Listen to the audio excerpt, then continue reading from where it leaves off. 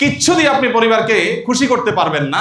একটা জিনিস যদি দিতে পারেন সকল সুখের মূল মন্ত্র, সেটা হলো দ্বীন, তাকওয়া, আল্লাহ ভীরুতা। সেটা নিজে আগে হইতে হবে এবং পরিবারকে বসে সিদ্ধান্ত নিতে হবে আমরা কি জান্নাতে যেতে চাই কি চাই না। এটা আমাদের বিগ ডিসিশনের ব্যাপার। যদি চাই, ওকে, তাহলে ওই অমুকের ছেলে সেও তো বিদেশ গেছে, কয়দিনে কত কিছু করে ফেললে, তুমি কি করলে এটা বলা যাবে না।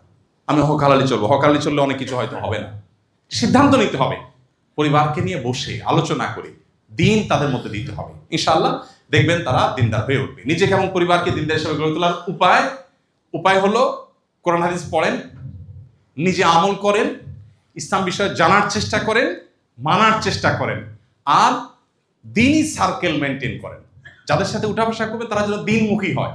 যাদের সাথে যাওয়া আসা করেন, সব টাকা পয়সা, আপনার পোলাপান যে বাসায় যায়, ওর বাপ আজকে মোবাইল নিয়ে আসছে, কালকে জামা দিয়ে আসছে, সারাদিন ভাবসাব দেখা, তো আপনার বাচ্চা এগুলো শিখবে। আপনি তাকে পরিবেশ দেন, যেখানে গেলে সে দিন শিখবে। যে ফ্যামিলিতে গেলে দেখবে বাচ্চা তাহাজ্জুদের নামাজ পড়ছে, বাচ্চা নফল রোজা রাখছে, বাচ্চা ভালো নেকামল করছে, তখন আপনার বাচ্চা তার মতো হইতে চাইবে। পরিবেশ দ্বারা মানুষ প্রভাবিত হয়।